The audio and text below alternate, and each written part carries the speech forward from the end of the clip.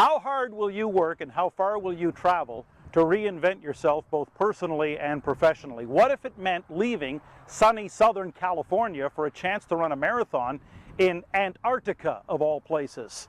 And all because you wanted to know firsthand what it was like to walk in the footsteps of Sir Ernest Shackleton, the famed British explorer. He and his crew stranded for about 26 months in polar ice about a century ago before making it back safe and sound to England with all 28 hands still on deck. In every business, in every life, there's a new mountain to climb. There's a glass ceiling that needs shattering. There's an Antarctica waiting to be conquered. And our featured guest has first-hand insights on how to do exactly that as we go one-on-one with Antarctic Mike Pierce on this edition of the Reinvention Chronicles.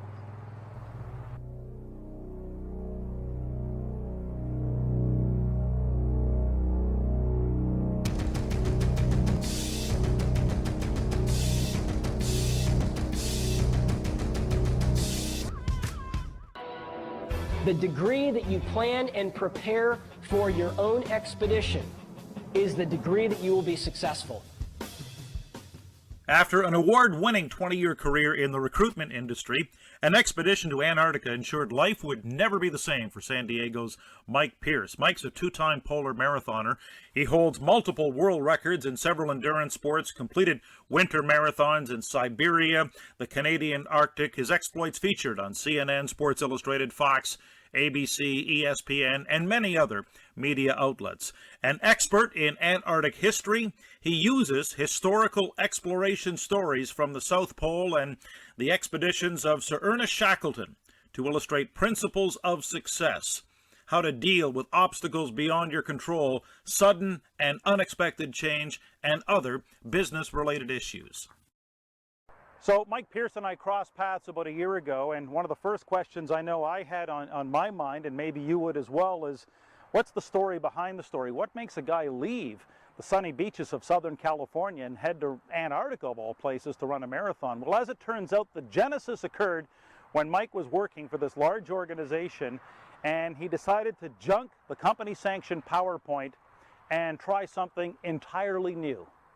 And so I started teaching a course called Managing for Excellence. Great course written by a famous guy named John Cotter, but the course, even though it made great points, it wasn't illustrated very well. It was very boring. It was very, like Wikipedia on steroids. And so I discovered these stories from Antarctica as a much more compelling way to make the same point. So I threw my company's PowerPoint in the garbage, and I scanned in all these photos from Shackleton's story in 1914, and I used that story, making the same points that my company wanted me to make. I just illustrated them and drove them home with photos and videos, because stories are the most powerful vehicle in the world to move people. And so that's why I went to Antarctica, because what happened was I decided then I wanted to do this for 1,000 companies and not just one. I felt very underemployed. I was very grateful for my job, but I was really sort of hitting my head on a ceiling. And so I didn't have a clue as to how to make this a real business, to work for myself. So I ended up getting referred to this guy named Greg Godak. Greg had been on Oprah. His book had sold millions of copies, New York Times bestseller. They figured he was a good guy to talk to. So I called Greg on the phone. I didn't know what he looked like. And I'm telling Greg the story, and he said, "Wow, that's pretty compelling. Have you ever been to Antarctica?" Well, it's $20,000 and it's far away. And I gave him every reason in the world why it didn't make sense. He said, "Well, you got to go." So then I said, "Well, there is this company next year, meaning 2006, that's going to run this marathon down there for the first time ever on its ice shelf, 600 miles from the pole." He said, "Perfect, you're in." And I went, "Wait a minute, what do you mean I'm in? What do you eat? What do you wear? How do you acclimate, right?" And he said, "This is even better. The more of a struggle this thing is all the way around, the more credibility you have." And I said, "This guy's right." So I went home. 10 minutes later, I said to my wife, Angela, "Guess where I'm going?" "You're going to do what?" "Who gave you this idea?" "Well, this guy named Greg." "Well, who's Greg?" And after a while, Angela must have figured, hey, the water's going to go where it's going to go, right? So I might as well get out of the way of the flood. So that's how I ended up going to Antarctica. So it really wasn't about sports. It really wasn't about cold weather, but rather it was the opportunity to share in the struggles that my heroes did 100 years ago. So quite frankly, the harder it was, the better it was.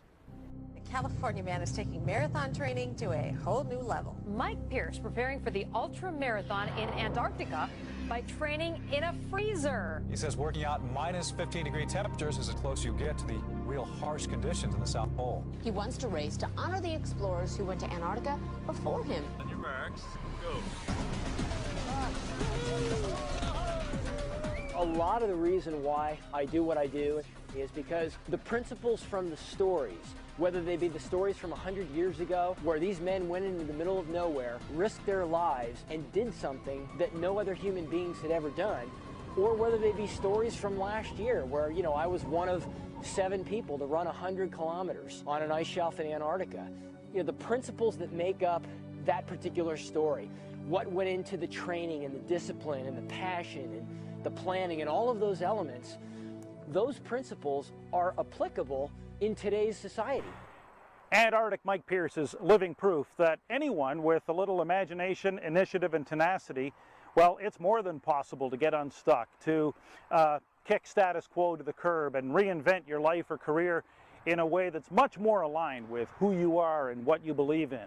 And based on his tens of thousands of lonely hours and miles, Mike offered these 3 insights for anyone contemplating personal or professional reinvention. I would say number 1, you have to identify what you really love, what drives you, what gives you a reason to wake up in the morning and go and do something with as much vigor as it takes to be successful. What is that? Number 2, if you don't have that in place, what measures can you take today to move in that direction? Because what really drives you may not be imminently on your front doorstep. Well, okay, you're going to have to do some things in order to get there. Well, what are those things? Identify what they are, take action today to put in place number 1, number 2, number 3, and 4, and then eventually build a timeline and you'll get to where you want to go. I think lastly, don't be afraid of it not working, because if it doesn't work, there are always other opportunities. There are always other jobs you can take. There are always other paths you can go down. Don't let the fear of what may not happen or it may not work, because I can tell you right now, it's not going to work the way you think it's going to work, which is fine, because there'll be learning lessons along the way from mistakes and potholes you hit in the road, but those open up other doors. I mean, life is short.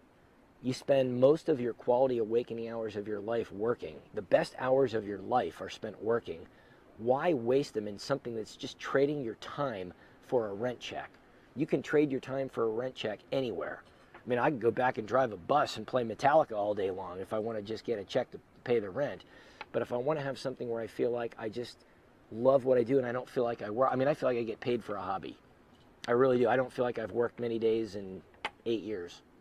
So here's a couple of compelling questions to consider on the Reinvention Chronicles. What is your version of Antarctica that's staring you in the face right now? And number 2, are the obstacles before you real or imagined? In every business, every life, every career, every relationship, there are certain to be difficult times, difficult circumstances. But it was Sir Ernest Shackleton himself who was quoted as saying, difficulties are just things to be overcome after all.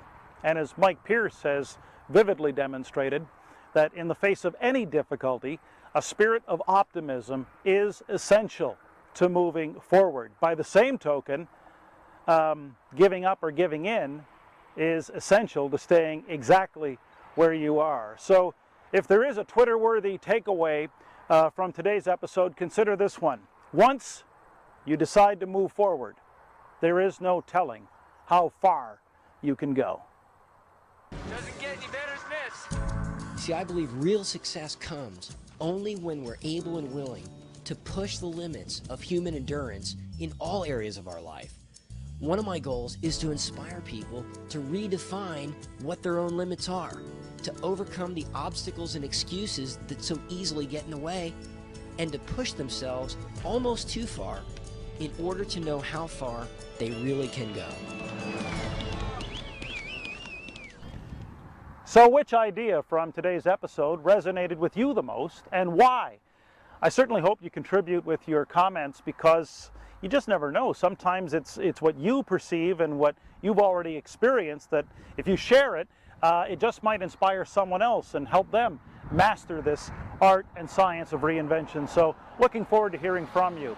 You know, you and I may never run marathons across the South Pole, But that doesn't mean there isn't an Antarctica staring us in the face, waiting to be conquered. And just like Mike Pierce, we can find it within ourselves to find our own version of the deep freezer and do whatever it takes to amplify our level of reinvention by crossing that finish line. You know, by all accounts, Antarctica is otherworldly, untamed, still unspoiled. But when you stop and think about it, a perfect metaphor, forever frozen, to help you recreate and reimagine the business, the life, the career that you deserve.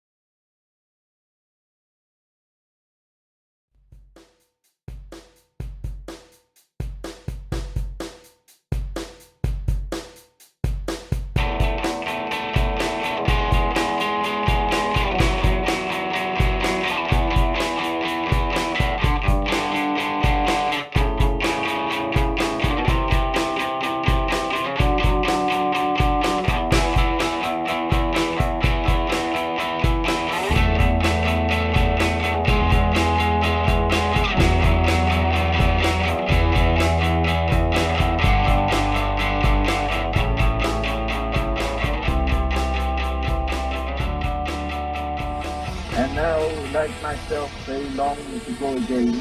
They want to, they feel the wild is calling them, and the silent weight of the frozen south. In October 1914, a wooden ship called the Endurance set sail from Buenos Aires. Her destination, the ends of the earth. Her commander, Sir Ernest Shackleton. It is Shackleton's third voyage to Antarctica, bound to be the first man ever to cross this frozen land from coast to coast. 27 men chosen from thousands join him, eager to sail into the unknown.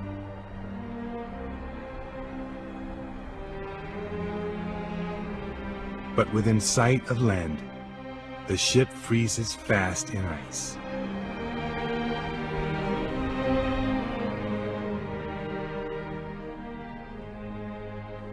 Desperately, they try to free themselves from the crushing pack.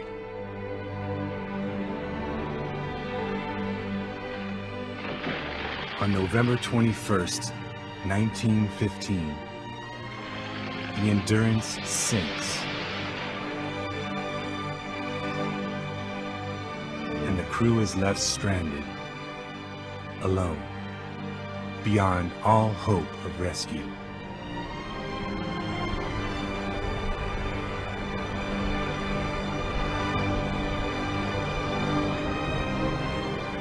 Six months later, on a remote island 1,000 miles away, 3 ragged men appear. Their leader is Shackleton. They had endured frigid seas and pack ice, mountains and glaciers to save themselves and their companions.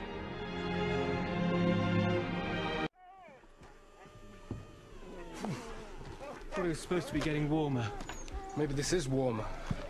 Had a pee this morning, froze as it hit the ground. Terribly. Yeah, that's true. Look, look at that.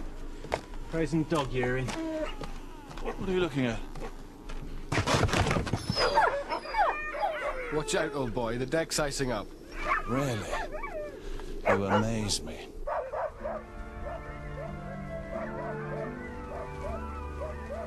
Well, at least someone's happy we're stuck.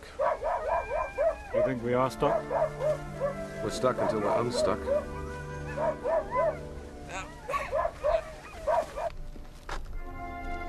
Pull! Bring it up! Come on, that's it! Keep it steady. Keep coming. All right, hold it there.